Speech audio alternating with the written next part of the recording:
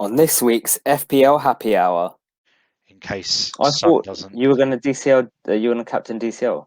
Yeah. I'm, at the moment, I've got it on Kane. I might Oh, you're a captain. pussy. You're I not might. going to captain DCL. Oh, You ain't got the balls to do that, Rob. You are not maverick enough to do that. You will do it, and then 2 minutes to deadline, be like, "Yeah, Sham, I didn't have the balls to do it. I'm not maverick enough."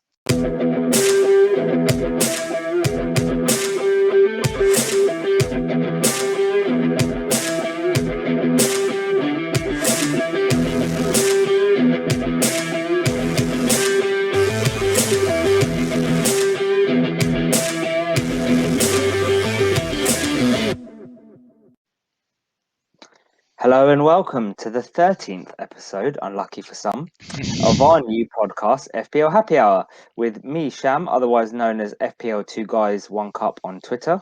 and myself, Rob, otherwise known as FPL Panda. Rob, how are you, mate? International break is finally over now. Yep, I think that's all the games done now. We're recording Yep. half 10 on Wednesday evening. Yeah, and it's good to know that in 72 hours time, the game week 30 will be well underway, and we'll be back to hopefully some exciting football to from now until the end of the season. Which, yeah, there's still 8 game weeks to go and lots to play for. Yeah, with our ranks personally for fantasy as well as the actual league itself. I think everyone knows that City are probably going to win the league, but yeah, that top four definitely not in the bag, and I think the relegation battle is going to be quite exciting, especially for the last spot. Maybe not necessarily the bottom two, but yeah, definitely the last spot. I think where Fulham currently reside, I think there's 3 or 4 clubs that could potentially slot in there if they're not careful. Yeah, how's your international break been? Boring. Just FPL. You didn't get International break. a red arrow. Funny. And yeah, you haven't lost any ground on me, so it's a good Yeah, week. It must be a good week. no, it's not bad. I think you still got a few more points than me last week, right? Um, no, I think you got a point more. I think I finished on Yeah. 56 and you on Oh, 57, I okay. think. So Yeah, yeah, you gained a point on me. nice. Only about 50 to go. Yeah. Uh, Right. So last week we went through how we did for Game Week 29, and we spoke about an upcoming fixture swing. A lot of people are going to be targeting the new fixture swing, especially those on a wild card. And we spoke about Leicester, Liverpool, Chelsea, and Wolves. So what we thought we'd do in tonight's episode is cover a few of those players, a couple of players from each of those teams that we think that are really good options, go through some stats on them. And then we'll go through our usual 5v5. So for game week 30, which players we really like for game week 30. And a lot of you, including us, are looking at maybe 1 week punts or, doing a transfer this week with some good fixtures. So we're going to have a look at which fixtures those 1 week punts may come from and which players really are to look at. Right, so let's get on with looking at the teams first. Rob, do you want to go first with the teams that you've looked at? Yep. So first of all, I've gone with Chelsea. Now the first player I was going to talk about, I've just sat and watched numerous clips of him missing an absolute sitter against North Macedonia this evening. Yeah, so that's Timo Werner, who I thought could represent some good value leading in towards the end of the season. Yeah, he hasn't hit the heights that maybe we'd expected. I guested it on the Man On podcast just before game week 1 back in September, and I was really confident on Timo Werner, like coming into the Premier League and absolutely tearing it up. He hasn't done that, but I did think, oh, there's still time for him, but yeah, he looked completely demoralised after his Gundogan broke through and then squared the ball to him. He had an empty net and he just completely fluffed it. I Um, didn't see that. That's mad. and fell to the ground like and that was at 1-1. And then North Macedonia went and scored to win 2-1. Unbelievable scenes. That was in Germany as well, I think. Yeah, it was. But yeah, I mean, we'll quickly go over Team of Owners stats. They're not great. Like he's got an XG, so per 90 for the season in the Premier League of 0.43. It's not great, but it's not disastrous either. An XA of 0.14, which, considering he's actually playing as a wide forward, you'd probably like to see that. What period is this over? This is for the season. Okay, Yeah, so average, yeah. yeah, that's per 90. So yeah, 0.14, like when he's playing as a wide forward, you'd expect him to be, you'd expect assists from him, or Mhm. some chances of those assists. It's just, yeah, uh, not come to fruition. So yeah, expected goals and assist contribution of 0.57 altogether, which overall doesn't actually sound horrendous. Yeah, there's plenty of other assets that lots of people have got in their teams already that won't be performing that well. But it's the sort of the real um, they're the real figures that he's got in the Premier League this season. That's 5 goals and 5 assists,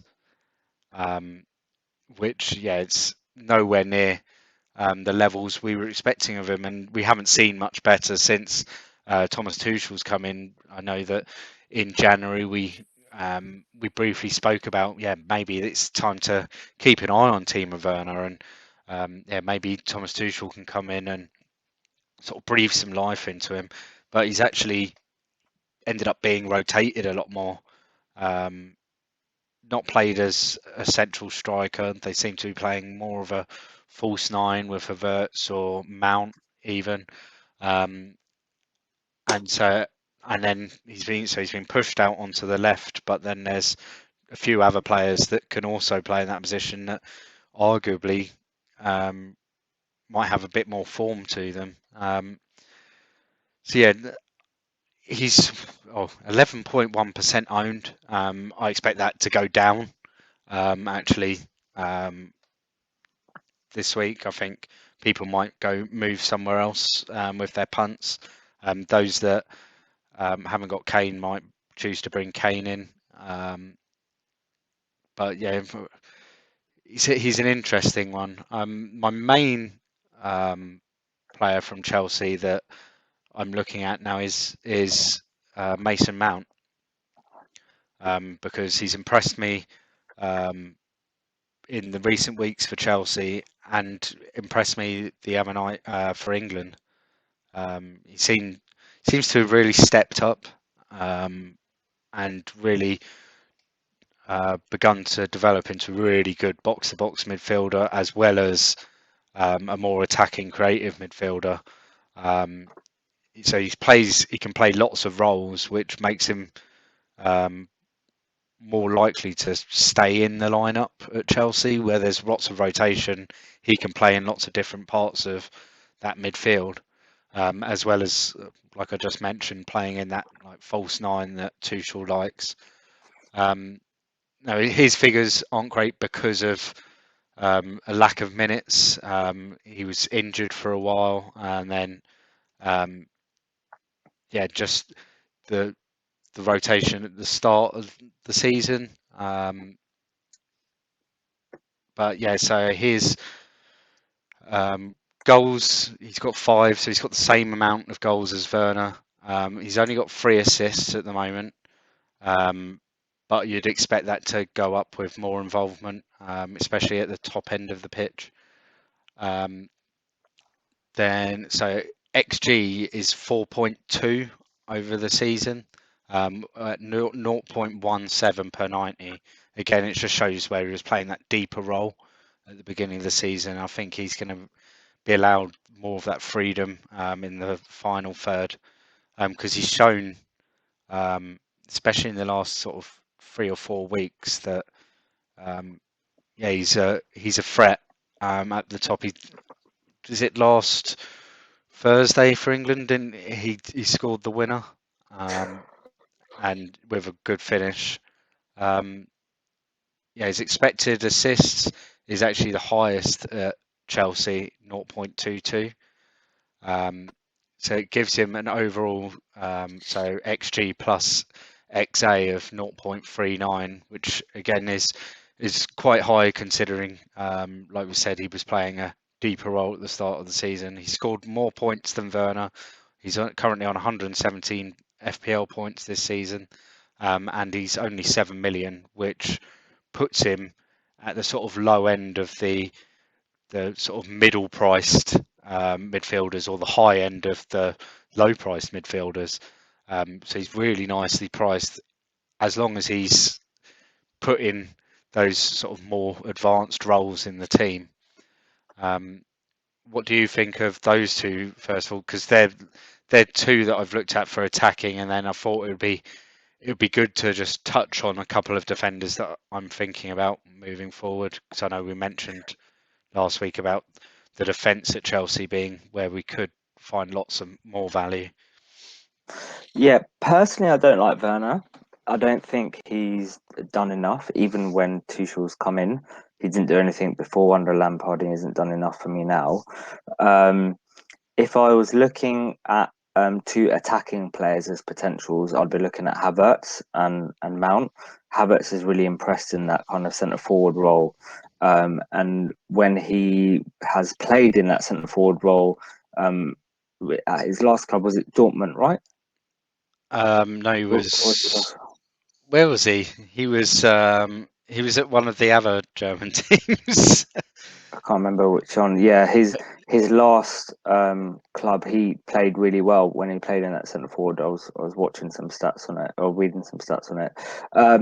So I probably wouldn't go too attacking, but I would have a look to choose between one of them. And if it was me, I'd probably be edging towards Havertz. Although you are right that Mount is more nailed, I guess. Um, what in what kind of attracts me more is the defensive options. Now, whilst the defense has been really good, and they've got three really good fixtures coming up. So in 30 they've got West Brom, then 31 Palace, and then 32 they've got Brighton. After that, it's not the best. So they've then got West Ham, Fulham, City, Arsenal, Leicester, Villa. Now those don't like scream out to me clean sheets, right? Okay, maybe the Fulham game, maybe the West Ham game, but they don't scream clean sheets out to me. But then Tuchel, the way that he's setting them up to defend first. Hmm. So, you know, I definitely don't think the triple up from 33 is great. Maybe having one defender, but again, it's a really tough choice. And we'll talk about this, I think, a bit more next week when we've had another week to think about it. But I think that's one of the reasons why initially, yes, we had said game week 31 wildcard, but now I'm thinking actually maybe 34 or 33 might be better because in you know we can pile on the Chelsea assets now, we can pile on the Spurs assets now for 32, and then we can get off Chelsea and get off Spurs if you do a wild card in 33. And that's why I'm thinking that is a potential option as well. I know we're kind of diverting topics slightly, but that's something to kind of think about in this discussion when we're kind of talking about that. But definitely for the next 3 game weeks, I think getting at least two Chelsea is important. I think. Well, for those that have got one transfer, one Chelsea, and then maybe another one next week or something like that. Rudiger is the best option just because of his value, and he's more nailed. And then obviously you've got Aspie as well. What's your thoughts on that? Yeah, so I mean, Anton Rudiger is someone that Yeah, I've had a look at. Obviously, there's the stats. There's just nothing there because, yeah, he's only made his what 13 starts this season in the Premier League. He's only played 1100 minutes. So, and a lot of that, like most of that, is in the last sort of 4 or 5 weeks, um, where he's just been trusted um, that role in the heart of the Chelsea defence.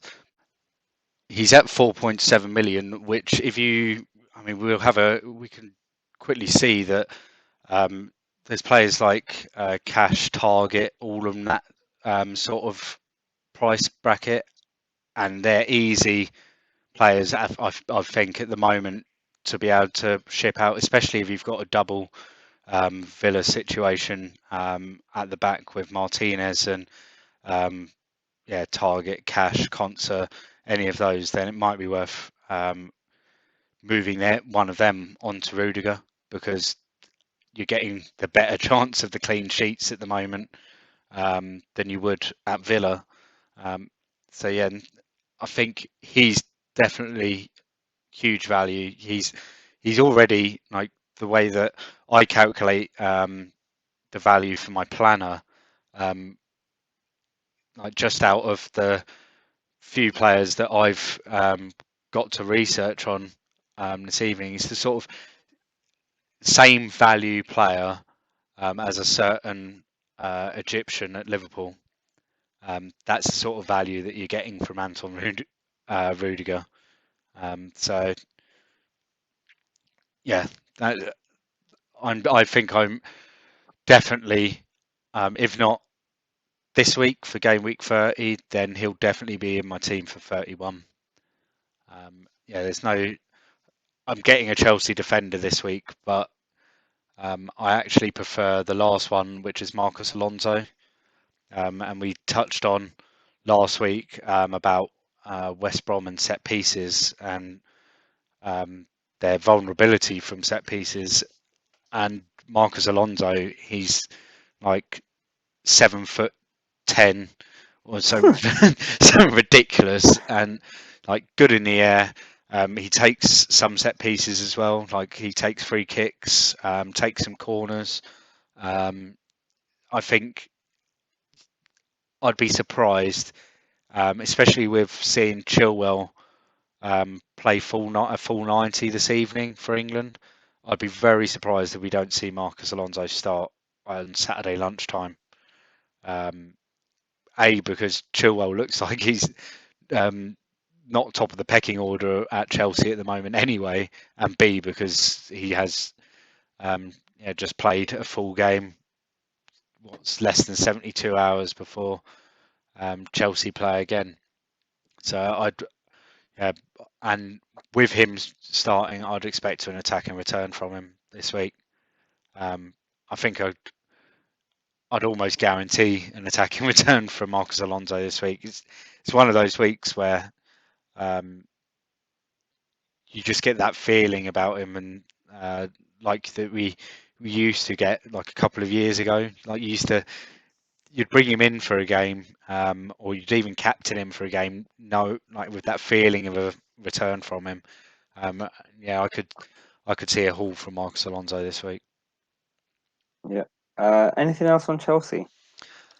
No, nothing really from Chelsea. Like we mentioned, Havertz, and but he's just not had that. Like there's not the numbers for him. He's only got like 2 goals, 2 assists this season in the Premier League. Ziyech is another one that, yeah, if they perform well this weekend and like it's good enough for us to then come back next week and go, oh, they were really good. Maybe it's something to think about. But at the moment, they're the only three, because Timo Werner's tonight come out with my thoughts that I'm looking at. I mean, maybe if you wanted to go Mendy as your one goalkeeper, yeah, maybe that's an option as well. Obviously, we're not going to go and look at um, goalkeeper stats because a lot of it's based on clean sheets and stuff, and you don't want to rely on save points for a goalkeeper because then you're in trouble for your clean sheets. So yeah, that's about it from Chelsea. Okay. Who have we got Well, next? so we've got Leicester next. So I looked at Leicester. There's only really two people to look at the moment. Obviously, Barnes is injured. Madison is coming back from injury, but we don't know when he's going to be back. So there's two main people that I really like the look of, and the first is Iheanacho. And you remember, Rob, that I tipped him a few weeks ago, Yeah. just before the Sheffield United game. So over the last 4 game weeks, he's been pairing with Vardy, whereas obviously Leicester traditionally just play the one up top with Vardy, but over the last 4 weeks, it's been the two of them together. So over the last 4 game weeks, he's scored 37 points, 5 goals, no assists, with an XG of 3.27, 7 big chances, 10 shots in on the box, 7 shots on target, 15 shots in total, 2 big chances created, and an XA of 1.35. Um, and it looks like, and I'll bring up the other player as well, just so that we can discuss them together. The second player is Vardy, his partner, and it looks like Vardy has become more of a kind of assist king, to Iheanacho over the last few weeks. So Vardy has scored 24 points, hasn't scored any goals, but has got 4 assists. Has an XG of 1.64, 3 big chances, 8 shots in the box, 4 shots on target, 10 shots, 4 big chances created, and an XA of 1.97. Now, we know with Vardy that stats, are never really in his favour because he only really normally has one chance and that's it. But that kind of tells me that he's supporting Iheanacho a lot, and actually having Vardy there next to Iheanacho is helping Iheanacho out a lot. Now, whilst Vardy isn't creating those numbers from a goals point of view, he is getting those assists. And personally, I'm looking at a double between the two of them, like having Iheanacho, Vardy, and Kane, because I think one is supporting the other and the other supporting the other. The other one's getting the goals and one's getting the assists. The only concern is when Madison is back, does that change? Or if Barnes, I don't know when Barnes is going to be back, if he's going to be back before the end of the season, does that then change and they don't play with two up top anymore?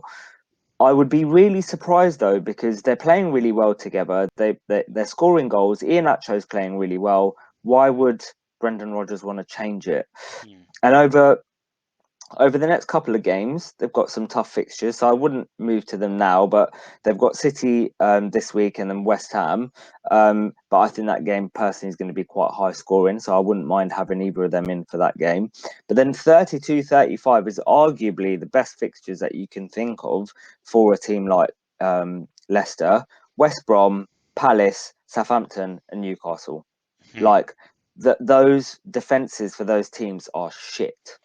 Yeah. Like, so they are just absolutely plum fixtures. And I just think from an attacking point of view, it's worth taking advantage of, which is why I think, being in a unique situation where we're on a wild card or close to a wild card, it's worth taking advantage. And I think going and attacking those great fixtures is worth it with the double up front.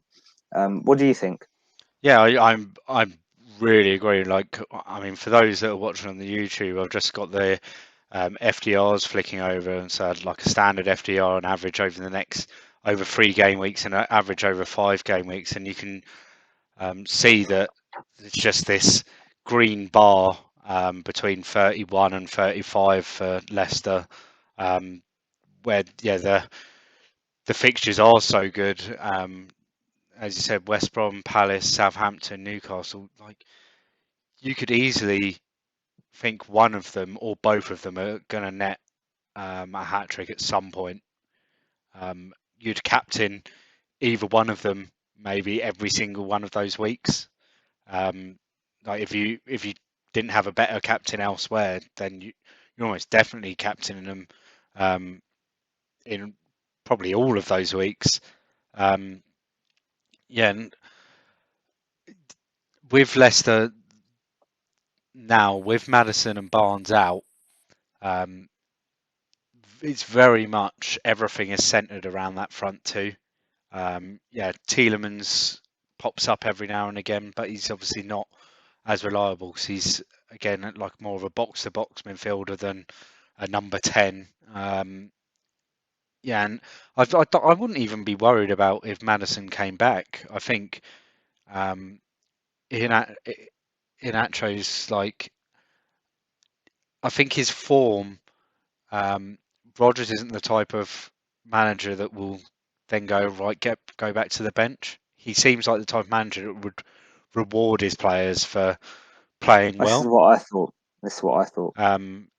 Like we've seen it at other clubs like Liverpool years ago um, when Sterling first broke through.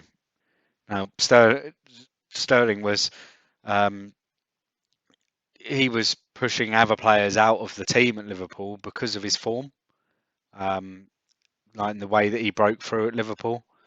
And yeah, Rodgers like rewarded him for that, didn't he? And I can see very much the sort of same thing with Iheanacho, where he's going to get rewarded for this form for as long as he can continue it. Like we don't want to see them get to the West Brom game and then he miss like a handful of chances and have a terrible game. Then he could be out of the team the Yeah, next week. that could easily happen. Yeah, And yeah. if that happens, I think a lot of people are going to be in trouble with having a forward that is going to be on their bench because they're not going to be able to get hit. That's with Iheanacho. I think once you've got him, you've kind of committed to him because you're going to have to move I someone out to be able to afford another forward.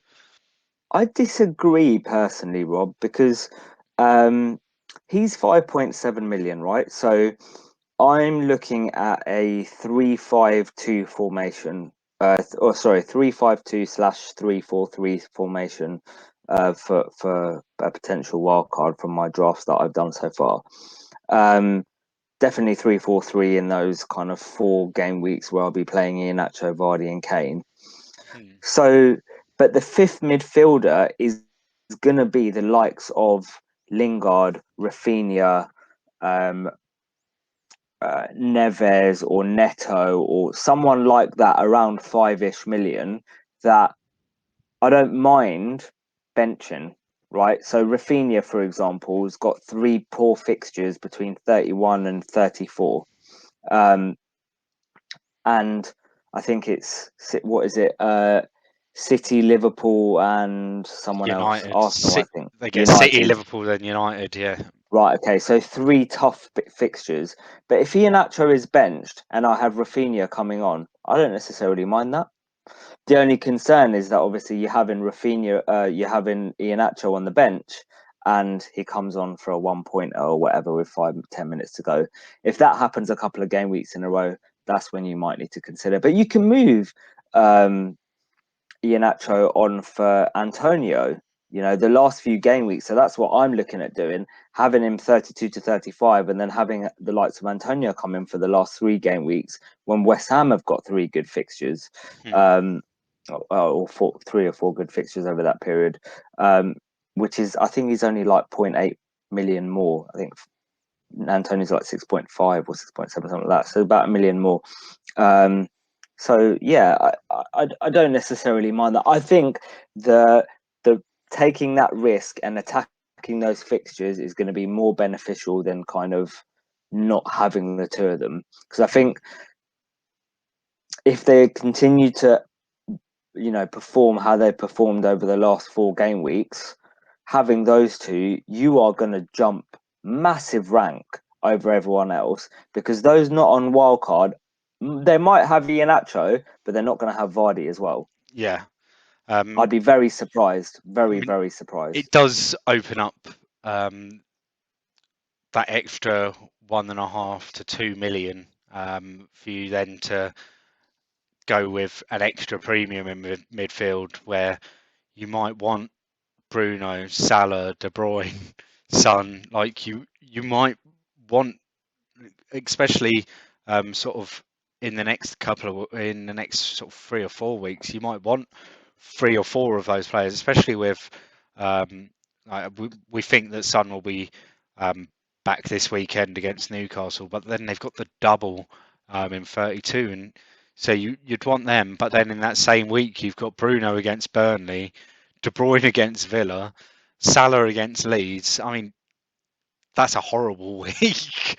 Um, like because you want all of those players in, because any one of them could um, potentially just go off. And Iheanacho actually, he's an enabler as well as a very good asset for the next few weeks at that price. And you won't like yeah, he's only going to go up in price. Like if you don't have him and he goes off against West Brom, um, then you're probably going to end up paying like, and then if you waited till the 33 deadline, you could end up paying point 0.2 more. He could theoretically go up in price twice in that week, because he'd go from rubbish ownership to skyrocketing because of the amount of wildcards out there and at that time. So yeah, I think it would be good to get ahead of the curve. I think there, and it just might be as I said, be needed to fit those other players in. Can you think of anyone else in Leicester that you think would be an option? I think I heard a few people talking about Castagna. Yeah, I mean, with Leicester, I think I'm still dubious about their defence, but Castagna is, yeah, he showed at the start of the season that, he could provide something from out on the right, and yeah, I'm not sure whether if I'm going for the double up, whether I want to triple up on Leicester, because as we said, there's loads of other teams with decent fixture runs that you also want to make sure you're targeting with players. So it might be a case of just going for that front two, like you said, and just leaving it at that with Leicester. The defenders are at tricky prices to fit in, and you're definitely not going. Even though Pereira seems to be playing that more advanced role, he's been very disappointing since he's come back from injury. So probably wouldn't go for him either. So I think you're getting the best value out of that front two than anywhere else. Yep. Okay. Should we move on to Liverpool? Yeah. Yep. So Liverpool, well, we all know about the main man, Mohamed Salah. I thought you were Now, about to say Adrian. Adrian, Adrian. um, so Mohamed Salah, who a lot of people have sold and got rid, but a lot of people still own him. Um, I I think he's now in this position where if you haven't got him, I don't think you need to buy him. But if you have got him, then don't sell. I think he's like in that um, sort of thing now because either way, like that toward that run that Liverpool have got towards the end of the season from 32 um, through to 38, it's a good run. And if they still somehow manage to call themselves back into contention for a Champions League spot, then those 5 or 6 games could like they if they suddenly click, they could blow teams away, and that includes their fixture against Man United. Like they go Mhm. to Old Trafford in 34, and they're going to be. I'd expect them to be a different team to the one that we saw play us at the end of January in the league and in the cup, where we saw two really lacklustre performances from Liverpool, and in the second one, United kind of tore them a new one, much to my delight. But yeah, so Mohamed Salah is 174 points for the season, so it's a good return. It's just I think he was more explosive at the beginning of the season. He picked up all of those points, Yeah. and then since Christmas, his performance has dropped off quite considerably. He was a long way ahead in the total points for FPL assets at Christmas, and it's just been clawed back, and he's been overtaken by 3 or 4 players now. But he's still 12.4 million. So an XG per 90 of 0.55, so over half a goal a game. XA of 0.15, which is expected from Salah because he's a greedy bastard. But it does give him an expected goals and assists of 0.7, which it's good. It's better than a lot of players in the league. There's not many players that are better than that. He's got 17 goals this season. He's top scorer in the league still. Just it's I think by game week 33 he won't be the top scorer in the league. I think Harry Kane might have something to say about that. Yeah, 3 assists over the season. He's still a solid option. There's lots of talk at the moment about his future with Liverpool. I could see him moving on. Like there's been PSG have been linked with him, and if they come knocking, I think he could go there. That would be scary at PSG. Imagine Mbappe on one side, Salah on the other, and then Neymar, right? and Neymar, yeah. Or Mbappe would play through the middle, Neymar would go out on one side. Yeah, it's And just wouldn't Choupo-Moting play in the middle? yeah. He'd come on every now and again. He scores goals, you know, and he fucking used to play for Stoke. Was it a couple of years ago? Didn't he miss a goal on the line? Yeah, Like on the line, like it was it ridiculous. was harder to miss Yeah, than it was to score. yeah. He's just a meme. Anyway, so yeah, Mohamed Salah. Yeah, but like I said, I sold him in 26, 27. I haven't looked back. I don't plan to look back. Um, I think I'm happy with Bruno. I think my other big premium, if anyone, is going to be KDB if I want to bring him in for the last few, like 3 or 4 game weeks. But I'm quite happy to spread the funds a little bit to be able to afford the other big players like Vardy, Son, Kane, Bruno, have them all there instead of him. But the next player from Liverpool, he doesn't have the stats to back it up because he only played 7 times, started 7 games for Liverpool after he signed at the beginning of the season.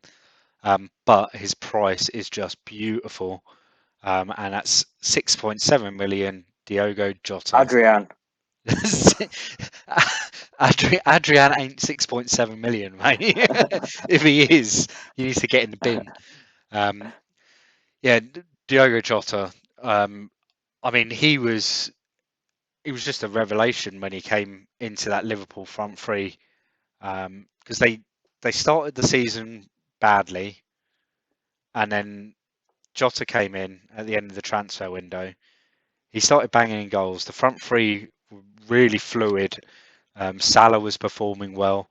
There was a bit of a drop off. I mean, Mane, I don't know where he's gone this season.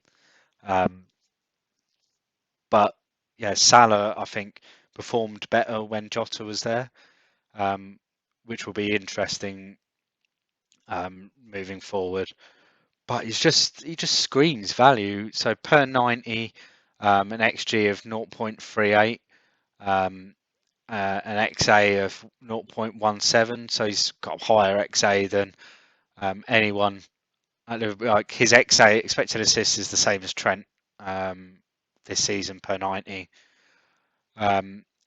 Expected goals and assists of 0.55 per 90 for the season, just under that of Sadio Mane. Like I said, this is off a much shorter amount of data. I'd expect that if on the form that Jota was in before he got injured, he'd be probably smashing the other two big guns, Mane and Salah, out of the ballpark if he was fit for the whole season. He only owned by 4.8% still. That's as of like 6 o'clock this evening. But in those 7 starts, he got like 57 FPL points, which is crazy. Yeah, brilliant. I think at 6.7 million, like if he's playing badly, you can just fucking bench him. Like if things aren't going well, like you bring him in, so you bring him in 31. You play him against Villa, you play him against Leeds, you play him against Newcastle. Then in 34, if things aren't great and you don't fancy it, you can bench him against United. And then you've got him for Southampton, West Brom, Burnley, Palace. And if he's playing well, you play him in all of those games. And then there's like a couple of fixtures that, like we spoke about, like the Leicester assets and 32, 33, 34, 35, potentially captaining one of them in every single game. In 35, 36, 37, 38, you could say that of a Liverpool asset, off of Salah or Jota. I'd take Mane out of the equation just because his form hasn't shown it this season at all. So yeah, I think he's 100% the first name coming into on my wild card. I think a lot of people will also be thinking the same. Are you thinking the same?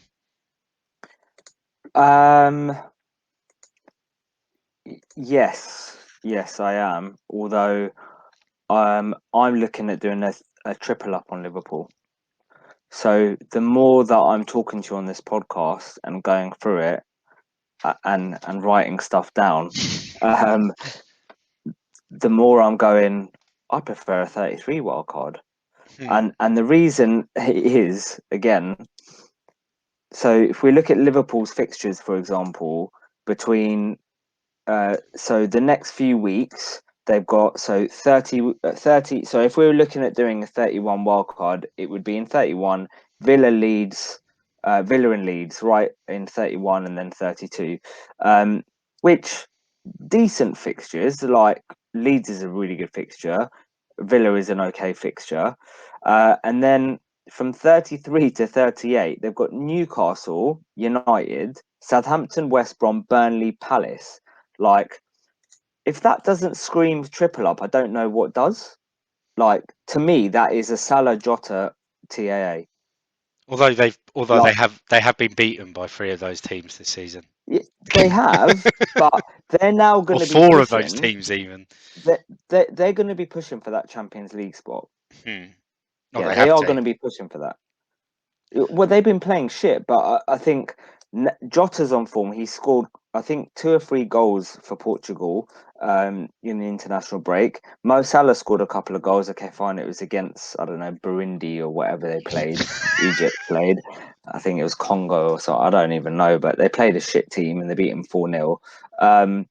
But I think, you know, if you do the 33 wildcard as well, it gives you 31 and 32 to see whether or not they're in form. And so whether or not it's worth doing the triple up. And that's what I'm thinking more towards now, is because I can then go TEA, Salah, Jota and really lump on them, lump on who is it that I spoke about earlier on for the can't remember, Leicester. So yeah, I personally like TA as well. I think his numbers over the last 4 weeks has been really good. I disagree with what you're saying in terms of about Salah, where you're saying if you don't have him, kind of it's not a buy. I think he is worth a buy, but I think Jota is definitely a buy. Is whether or not you want to double up and go Salah and Jota, and personally, I think it's worth it.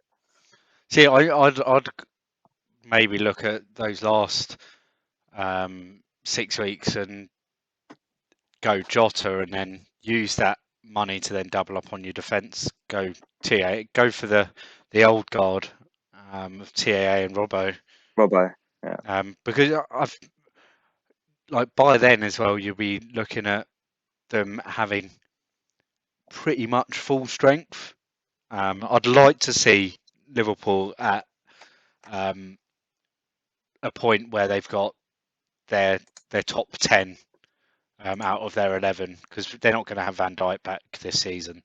hmm So if they can get Gomez in there, and then Matip as well, and then have Henderson and Fabinho back in that pivot in midfield, and then be able to free up the rest of the players, then yeah, I think they could be scary towards the end of the season. And if Fabinho and Henderson are playing in that pivot, Robertson and Alexander Arnold will get returns, yeah, because they get that freedom to go forward. They don't have to worry about defending, because when they go forward, Fabinho and Henderson come out and they fill those holes that they leave, and they do it well. So you end up getting the clean sheets again, and then you'll end up getting the other returns. I think I'll almost definitely be on triple Liverpool, whether I like it or not, by the time that they play United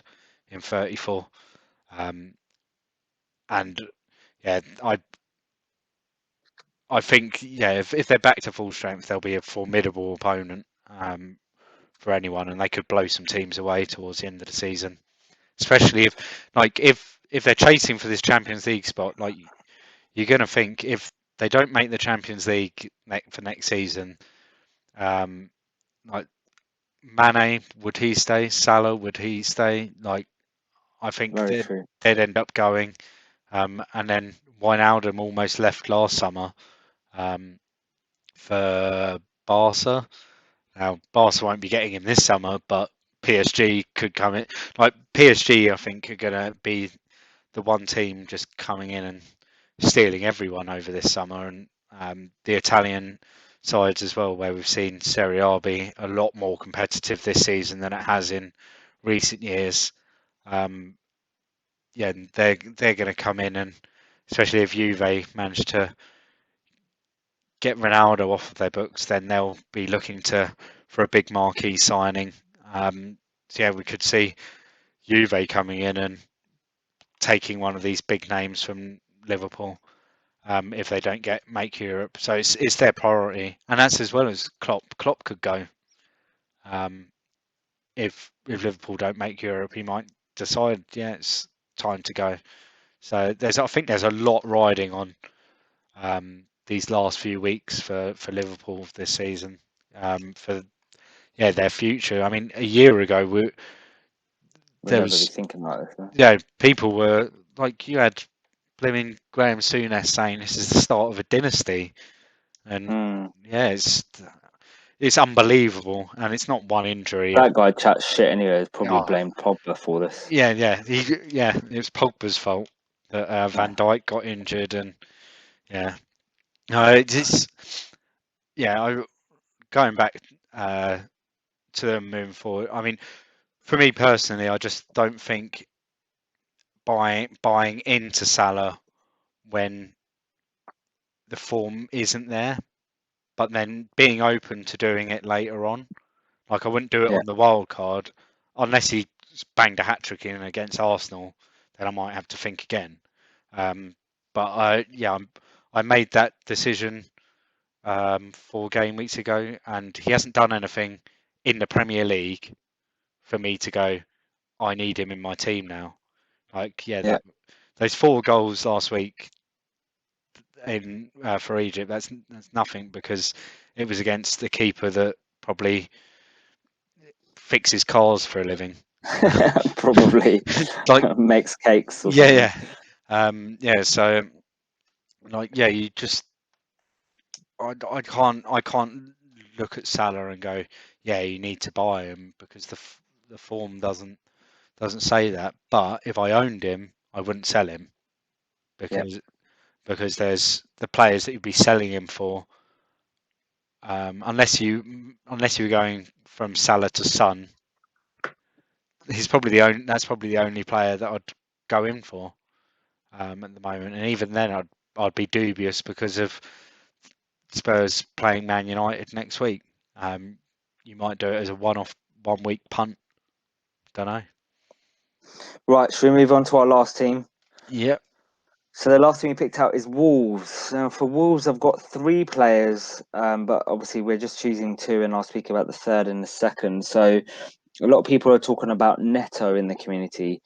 His numbers are not great. So over the last 4 weeks, from 25 to 28, he's had 13 points. He's 5.7 million, no goals, one assist, XG of 1.02, one big chance, 6 shots in the box, 4 shots on target, 12 shots in total, and 2 big chances created with an XA of 1.07.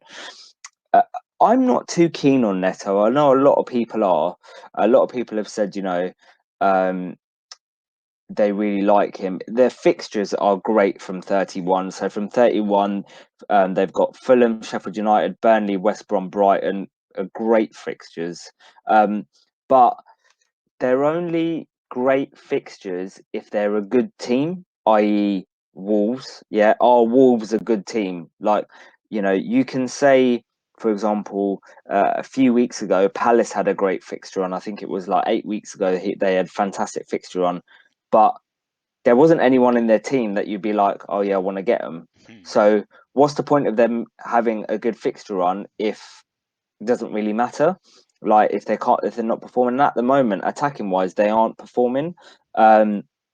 The other option potentially, and I'm going to mention the third one, the one that I prefer. So the person that I prefer out um, from Wolves is a defender, and that's Sace. So over the last 4 game weeks, he's got 15 points, no goals or assists, low XG of 0.28, one big chance, 2 shots in the box, and one big chance is created, 0.41. Not great from an attacking point of view, but I think historically, over the last couple of seasons, if any defender is going to score goals, it's Sice. I know Cody's numbers recently, he's been getting in the box more, and he was an option, and he is someone that I have been looking at as well. But I think Sice is kind of stick to what you know. He's the one that's been doing well over the last couple of years from a defender point of view. I think there's more likely for them to keep clean sheets than there are to score goals. Fulham, Sheffield United, Burnley, West Brom, Brighton. Apart from the Brighton game, maybe the Fulham game, I think they can keep 3 clean sheets. Sheffield United, Burnley, West Brom. I think they can. So that's the best option for me is Size. Another one people are looking at is Neves. I was quite keen on Neves, but then having looked at his numbers, they don't seem to be great. But he is on penalties as well. 19 points, so actually more than Neto over the last 4 game weeks. He scored 1 goal, no assists, 2 shots in the box, 2 shots on target, 10 shots in total because he likes shooting from outside the box. An XA of 0.19 only. Personally, I prefer him over Neto because he's on pens. Um, I don't know. I think at the moment I would probably just be going with the one Wolves option, and that's probably Sice. I don't know what your thoughts, Rob. Yeah, I'd agree. I've Roman Sias was someone that I've looked at, and I've have noticed in, um, especially sort of since Christmas, he seems to be. I think it's where they haven't got Jimenez there, and they haven't got that aerial threat. Like they're being encouraged, like the defenders are being encouraged, and well, just in general, the taller players to get themselves up there and get themselves into the box, because like we touched on last week on that quality of delivery from the midfielders at Wolves, but there's no one there to get on the end of it. So yeah, he's someone that I've definitely thought about along with Connor Cody. And again, it's like you said with those fixtures between like 31, 32, 33, 34, all decent fixtures for Wolves and potential for clean sheets. So, I mean, if you didn't want to make that choice of which one shall I go for, you could potentially just go for the double up. Yeah, double up on Liverpool, double up on Wolves, and then stick it Emi Martinez in goal, and you're sorted, aren't you? Hmm. But yeah, I yeah, I don't think I'll go for one of the midfield. I think there's so many other midfielders available at those price tags that you'd maybe want instead. Like Yeah, we touched, Lingard, Rafinha. yeah, yeah, that they're playing for slightly better teams, and like providing more consistent returns. Because I mean that's what you want at this stage in the season. You you kind of yeah you want the gambles, but they need to be the right gambles, don't they? Um, Yeah, and I agree. I think if you're going with a Wolves midfield, if Jimenez was there and he was playing, I think I'd be more inclined Yeah, to take the definitely. gamble on Yeah, one of them, definitely. because I think then the chance for assists is higher.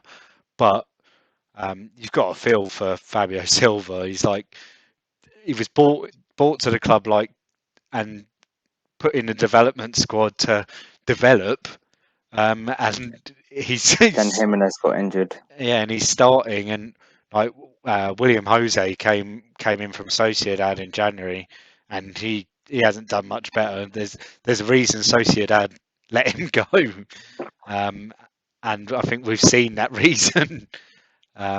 So yeah, I'm I think I'd be with Wolves going for the low risk options in Size and Cody.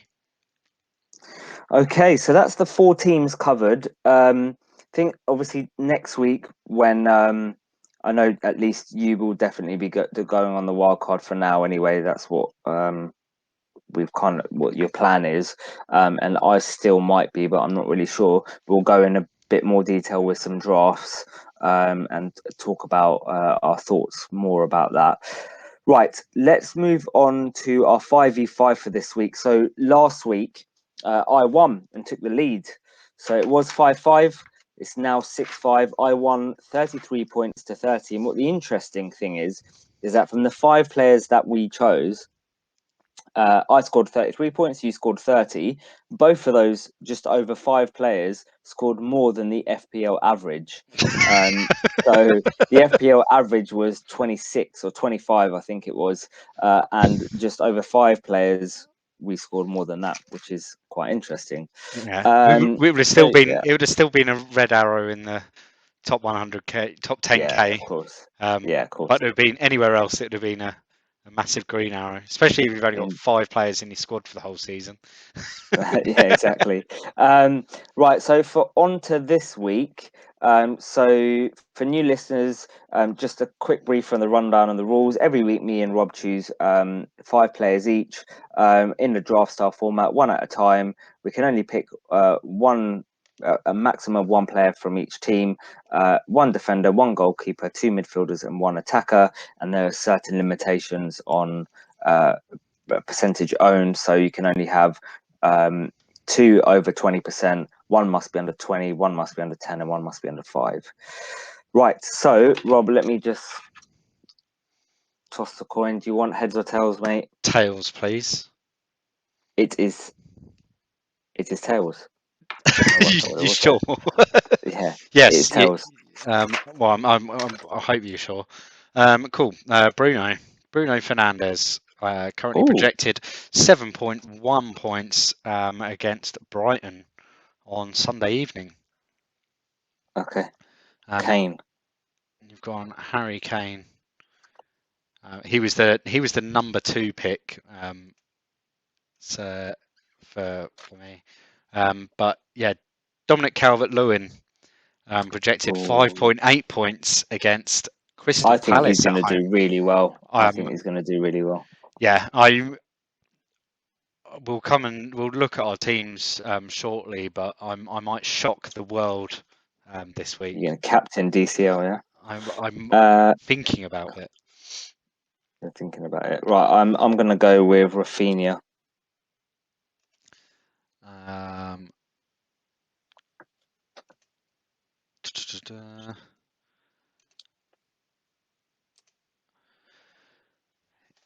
Ilian Meslier, 5.7 projected points against Sheffield United at home.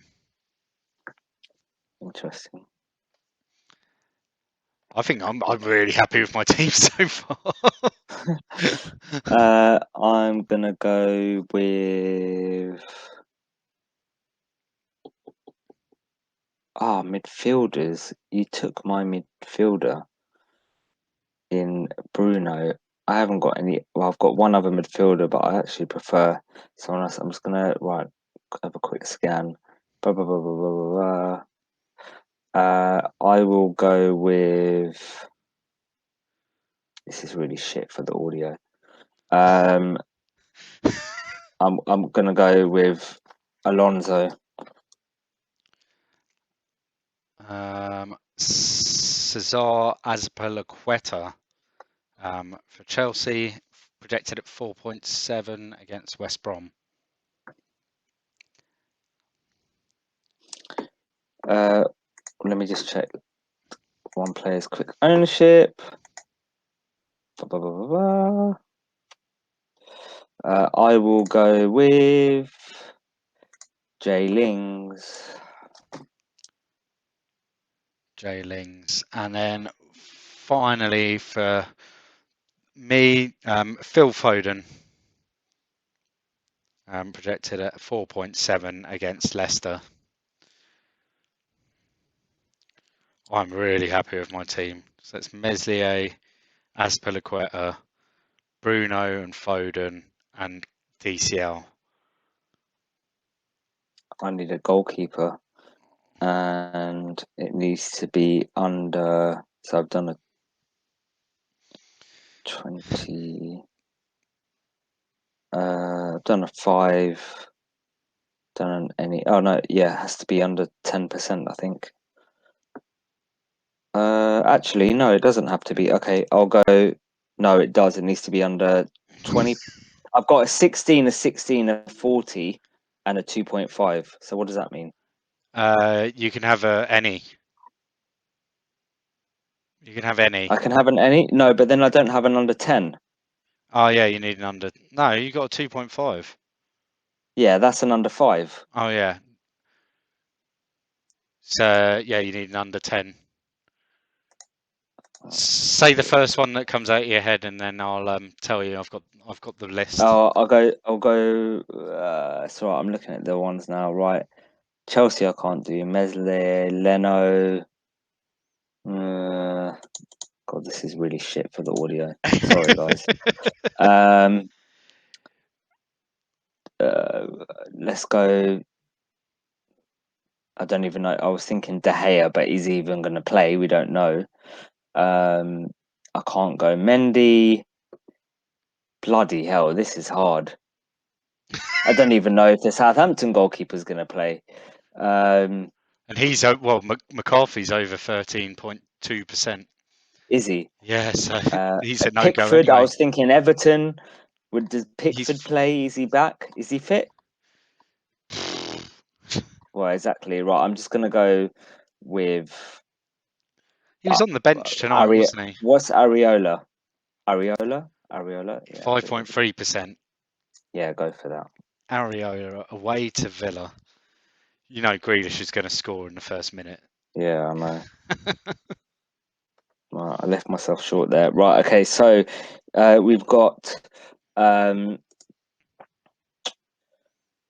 Meslier in goal, Aspilicueta, Foden, Bruno, DCL, and I have Areola, Alonso, Lingard, Rafinha, Kane. Well, I think that's pretty balanced, to be fair. I think I'm confident. I'd I'd make myself a 2-7 favourite. What odds on favourite? Yeah, That bloody high? yeah. I'd say Nah, I'd give you 2-1, 3-1. nah, nah, not that high. Not that high. Definitely not that high. Definitely not that high. Okay, right. What are our thoughts then for this week in terms of some 1 week punts? A lot of people are thinking about 1 week punts. What fixtures do you like here, first off? I think the one that sticks out the most is the first fixture of the game week, Chelsea versus West Brom. For me, like I mentioned when we were talking about it, about Chelsea assets earlier, Marcus Alonso is a huge option, I think, this week. With West Brom's frailties from set pieces, um, and the fact that they don't like scoring goals. So yeah, I'd I'm very confident. My move this week will be bringing in Marcus Alonso. Um, yeah, it just screams clean sheet for Chelsea. Yeah, it's guaranteed, I think. I agree. Alonso is my move. I told you earlier, right? Other fixtures that play that sort of catch everyone's eye, like Spurs away at Newcastle. Obviously, Newcastle been horrendous recently. Will the international break help them a little bit just to sort of Do we know if regroup? Wilson's back? He was back in training 2 weeks ago. I reckon so. There'll be press conferencing on Friday afternoon, probably. I reckon he'll play. I think it's at the point now for Newcastle that even if he's 80% fit, he has to play. That's where they're really struggling, is in that final third and having that man to aim for up top. Yeah, but I think Spurs, a lot of people will still have Son.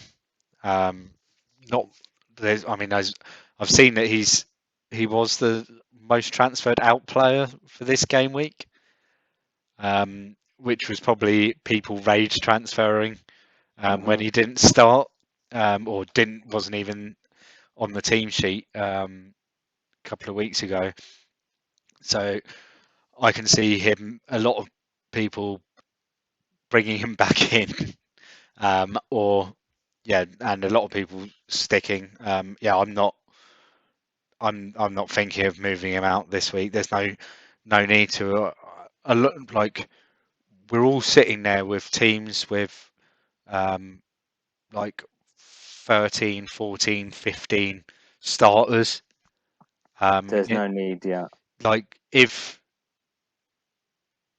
like you wouldn't take him out for a -4. I think if he's fit, he starts. He's not the sort of player that like if he's 75%, he gets put on the bench. If he's 75%, he either starts or he's not on the in the like in the squad at all. So yeah, I think it's very much take the same grounds that we did a couple of weeks ago and go right, start him, and just make sure your bench is in the right order, um, so that whoever's your first bench player is ready to come on in case he doesn't start. But I fully expect him to be playing this week. We haven't And heard much out of Spurs, but yeah.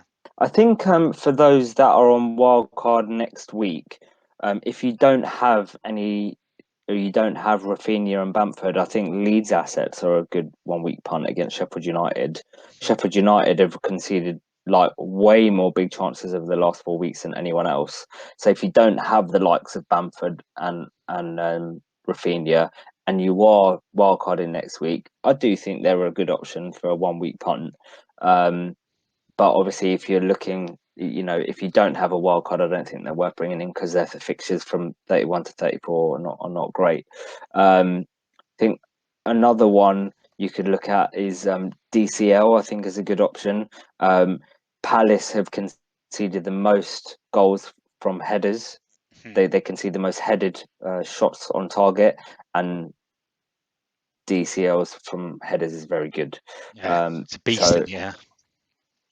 he is very good. So yeah, I think those are the best options. Bruno as well, Brighton, their defense is a lot better, but I don't know whether or not that's an option. I don't have Bruno in my team, but um, you know, I don't necessarily think I'd be bringing in Bruno as a 1 week punt. I think you've got to focus on the Chelsea fixture, the Leeds fixture, the Spurs fixture, or the Everton fixture for me. Yeah, yeah. Or if you're feeling really fruity, you can look at the Southampton Burnley fixture. I think that game's going to be like a really high scoring game. I think it's going to be like a 2-2 or 3-2. You could look at Burn, Adams or even Vidra. Burnley in a high-scoring game. Yeah, they've been attacking a lot Actually, more. last Their time attacking numbers are actually not bad over the last few they scored weeks. 3 last time out.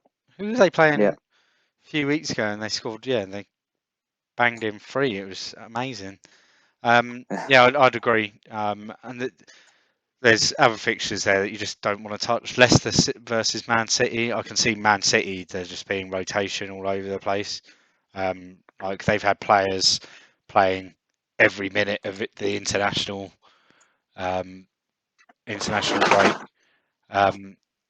And yeah, Arsenal, Liverpool. We don't know which Arsenal are going to turn up and which Liverpool are going to turn up.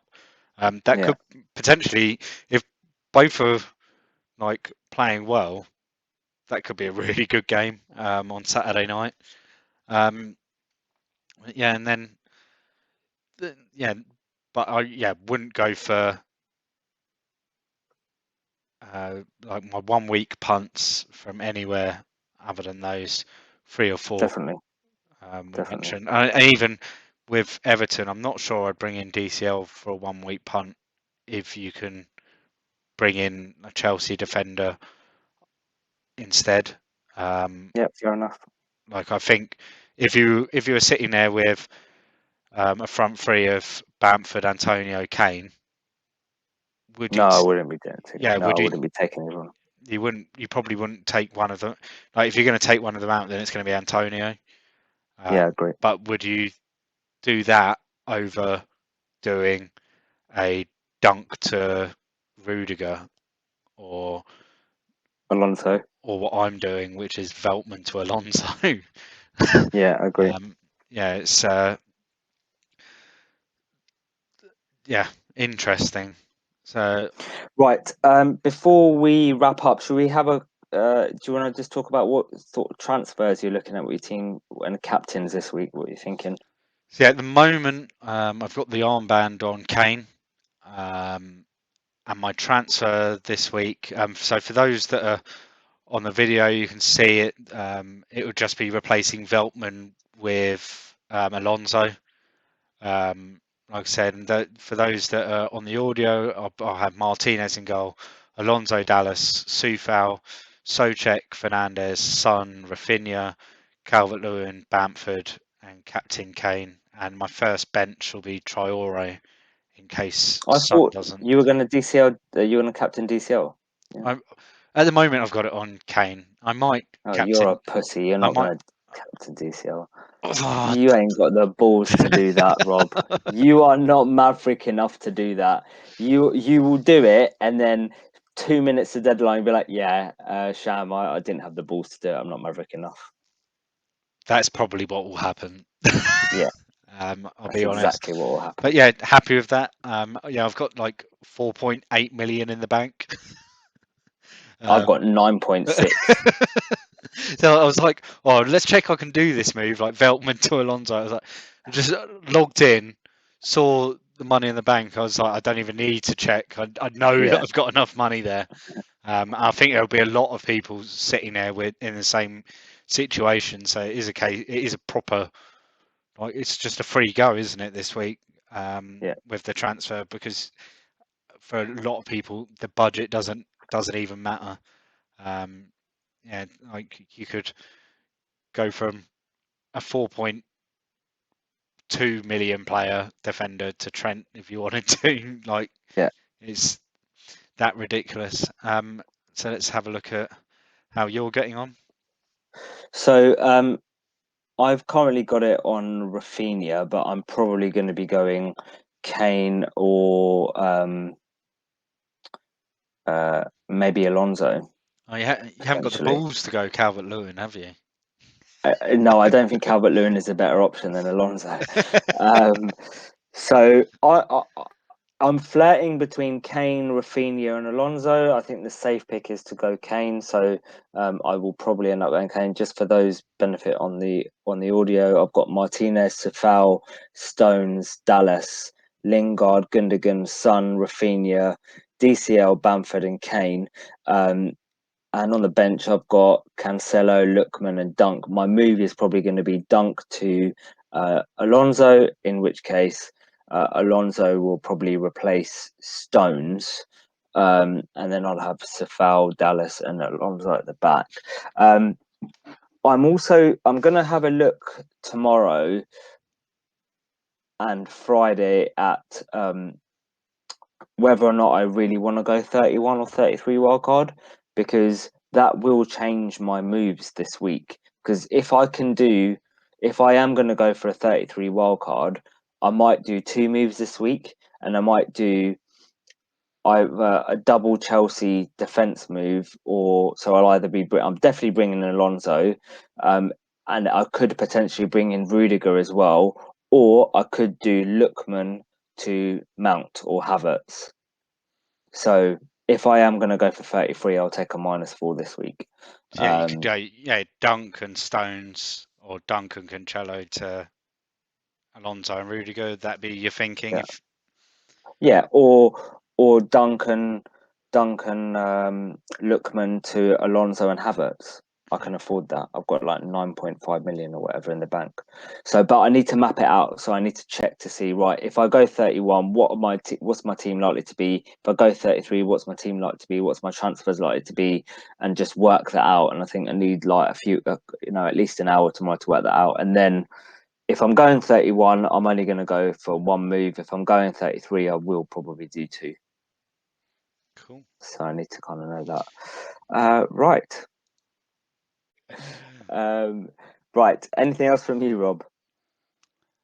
No, I'm yeah. It'd be nice to get back going with another good score this week. I'm quite confident, like quietly confident about the week ahead. But I think, yeah, a lot of people in those same boats, especially those that were building towards the blank. There'll be a lot of very similar teams out there. They're probably likely to be those that were building to the blank that didn't have the second wild card will probably be taking -4s to move out their Brighton assets this week. Indeed. Right. Okay, guys, thanks for tuning in. We are a new pod, so any feedback is really important to us. And you can find us on Twitter, FPL_Happy Hour. We're also on a number of podcasts, including Spotify and Google Podcasts. Our YouTube channel is FPL Happy Hour. Please like, subscribe, and share. All your retweets and Twitter are really appreciated. So until next week, have a great game week, and may your arrows be green. Good night. Cheers, guys. Good night.